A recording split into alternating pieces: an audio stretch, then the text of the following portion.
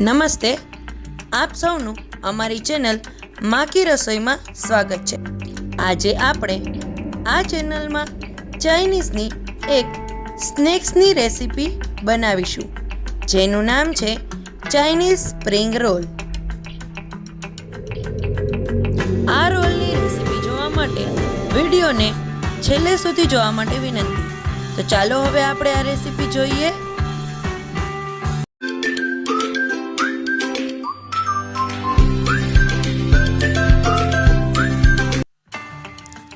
Chinese spring role બનાવવા માટે આપણે સૌપ્રથમ તેની શીટ બનાવીશું।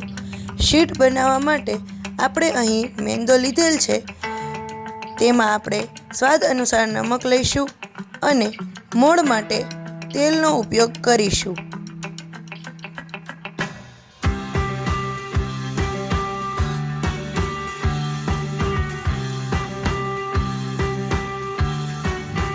ત્યારબાદ આપણે તેનો એક ડો તૈયાર કરીશું।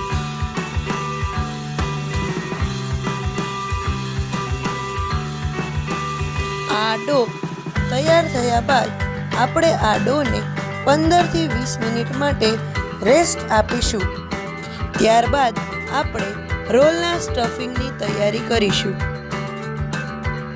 રોલના સ્ટફિંગ માટે આપણે અહીં નૂડલ્સ બોઇલ કરવા માટે પાણી બોઇલ કરવા મૂકી દીધેલ છે।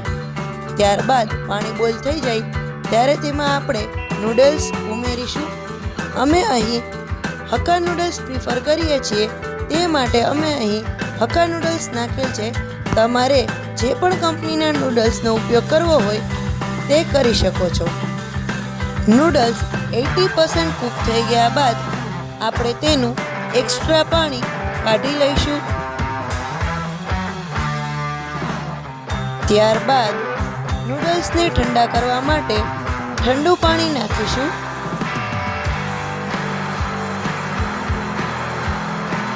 અને નૂડલ્સ સ્ટિકી ના બની જાય તે માટે તેમાં તેલ નાખીશું। નૂડલ્સ બોઇલ થઈ ગયા બાદ આપણે તેને કૂક કરવાની તૈયારી કરીશું। તે માટે આપણે અહીં ડુંગળી, ગાજર, બીન્સ, કેપ્સિકમ, કેબેજ અને અદરકની પેસ્ટ તથા soya sauce, red chilli sauce, tomato ketchup, સ્વાદ અનુસાર નમક અને મસાલા લઈ લીધેલ છે। ત્યારબાદ હવે આપણે વેજીસને સોતે કરવા માટે સૌપ્રથમ ગેસ પર એક બાઉલ મૂકીશું।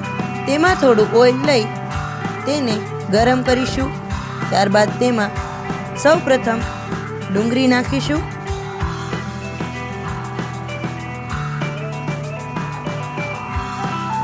હવે તેને સોતે કરી લઈએ।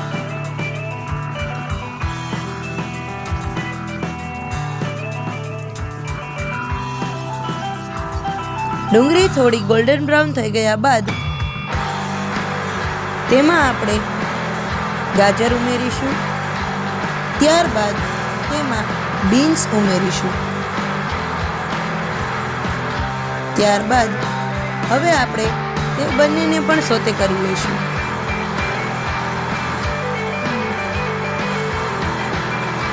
ધ્યાન રાખજો, આ વેજીસને આપણે બહુ વધુ પ્રમાણમાં સોતે નથી કરવાના। ત્યારબાદ આપણે અહીં કેબેજ અને કેપ્સિકમ પણ સોતે કરવા માટે નાખી દીધેલ છે।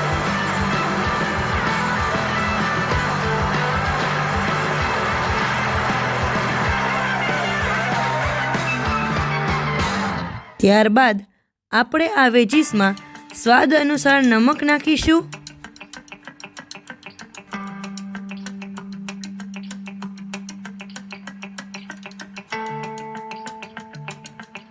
તેને કરશું મિક્સ। પછી થોડી મરચાંની ભૂકી અને થોડી હળદર નાખીશું અને તેને પણ કરશું મિક્સ।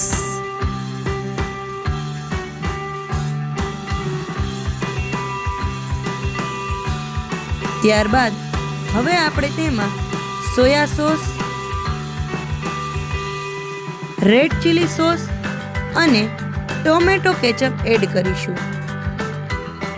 આ બધી વસ્તુ તમારા સ્વાદ અનુસાર ઉમેરવી. જો તમને થોડું ઓછું તીખું પસંદ હોય તો સોસ ઓછા નાખવા અને ટોમેટો કેચઅપ થોડો વધારે એડ કરવો. હવે આ બધા સોસને વેજીસ સાથે મિક્સ કર્યા બાદ આપણે પહેલા જે નૂડલ્સ બોઇલ કર્યા હતા તે નૂડલ્સને તેમાં ઉમેરીશું.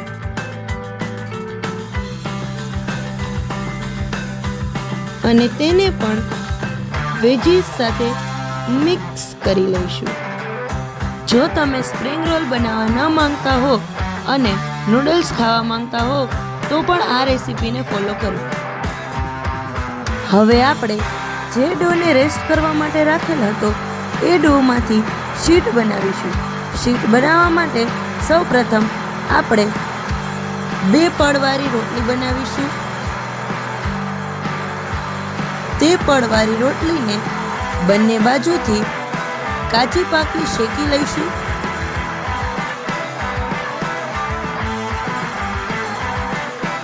જેથી કરીને આ પડ બંને બાજુથી છૂટા પડી જાય. હવે તમે જોઈ શકો છો કે આ બંને પડ અલગ થઈ ગયા છે. ત્યારબાદ હવે આપણે જે ચાઇનીઝની સ્ટફિંગ તૈયાર કરી હતી તે સ્ટફિંગને પડમાં એડ કરીને હવે આપણે તેનો એક રેપ તૈયાર કરીશું. રેપ તૈયાર કરવા માટે આપણે અહીં લોટની એક પેસ્ટ તૈયાર કરેલી છે. એ પેસ્ટને આ પડની ચારે બાજુ આમ લગાવીને આપણે તેની એક પોટલી જેવો આકાર આપીશું. આ રેપ બનાવતી વખતે ધ્યાન રાખવું કે એકે બાજુથી એ ખુલ્લું ન રહી જાય, જેથી કરીને ડીપ ફ્રાય કરતી વખતે આ રેપ ફાટીને બધી બાજુથી ચાઇનીઝનું સ્ટફિંગ નીકળી ના જાય.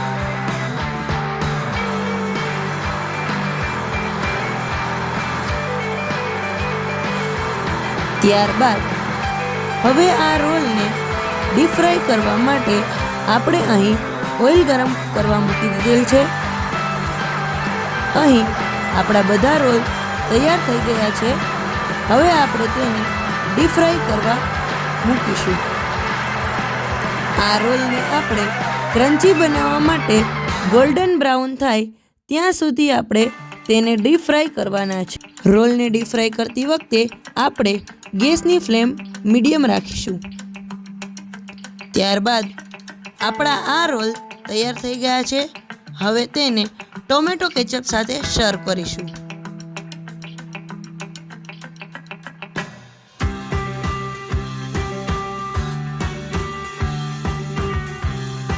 જો તમને અમારી આ ચાઇનીઝ સ્પ્રિંગ રોલની રેસીપી પસંદ આવી હોય તો અમારી આ રેસીપીને તમારા ફ્રેન્ડ્સ અને ફેમિલી સાથે શેર કરજો અને અમારી આ રેસીપીને લાઈક કરજો. અને હા, જતાં અમારી ચેનલને સબસ્ક્રાઈબ કરવાનું ભૂલતા નહીં અને બેલ આઇકન પર ક્લિક કરતા જજો.